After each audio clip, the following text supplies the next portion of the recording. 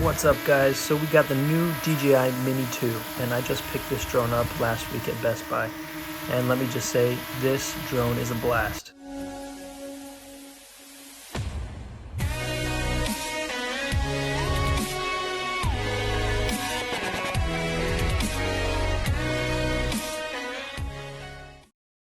Now, I know what you're thinking. Why did they just come out with this drone when I just barely bought the Mavic Mini? And really, I don't know, and I'm sorry. But what they did with this drone is amazing. They took many of the complaints that they got from the original Mavic Mini and they upgraded and made the Mini 2.